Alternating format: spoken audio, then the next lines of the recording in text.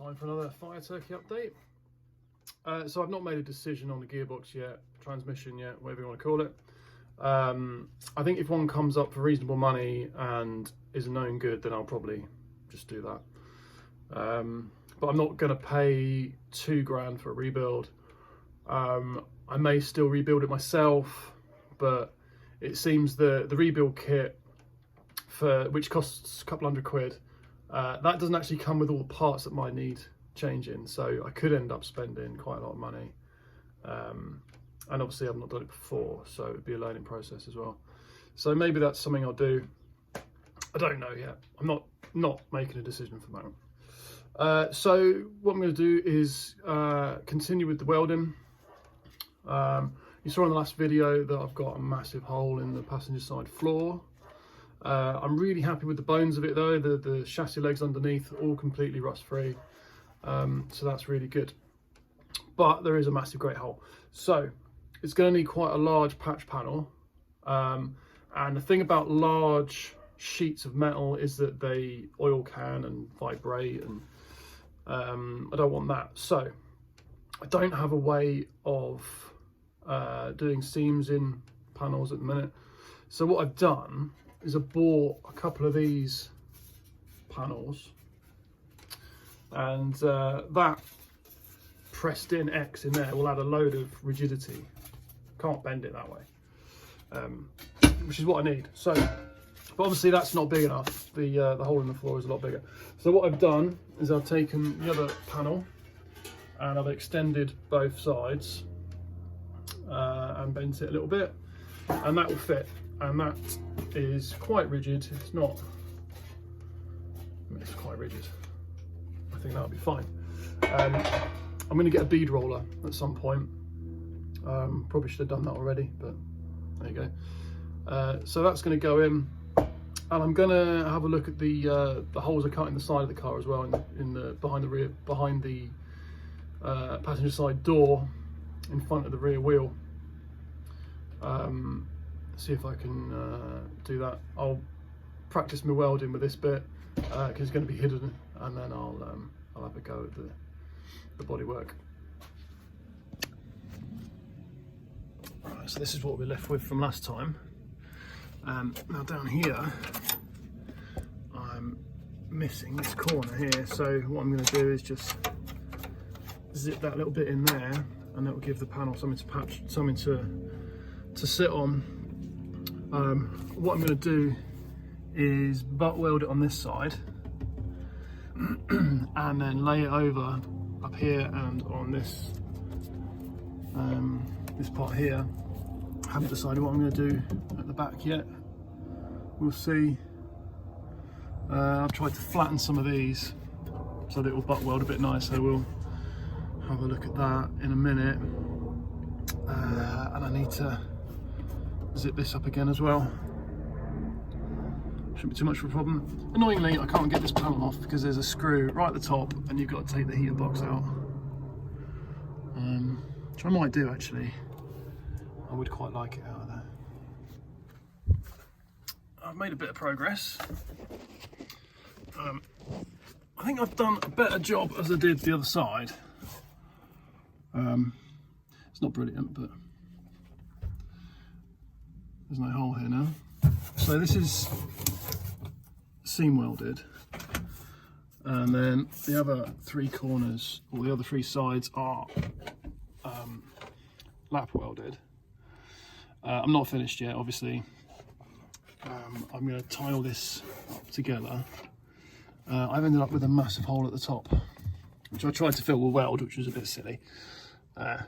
So I'm not sure what to do about that. Maybe I'll end up with another patch at the top. And this side is not as hardly done at all, really, but it's nice and sturdy. So I think that'll be good. I've run out of gas now, welding gas, so I'll have to stop for a minute until I can get some. I've made a bit of progress with this little corner down here as well. So I've got patch panel pretty well. There's a bit of a gap. We'll have to see how we go. I think it'll be okay. I think I've worked out why it rusted as well. So there's a little drain hole down here, and it was filled up with that. Whatever that is, looks like tarmac or something, don't know. So that would be why that rusted out. Nothing too bad. Still don't know what these holes are for or what I'm going to do with them. Once I've done these two, I might have to do a big rectangle there. We'll see. But pleased to say there's no rust behind here, none. So that's really good. So welding will continue when I get some more gas. The other thing I wanted to say while I've got the wheel off is that someone was asking me about the wheel arches, and there's no rust in there.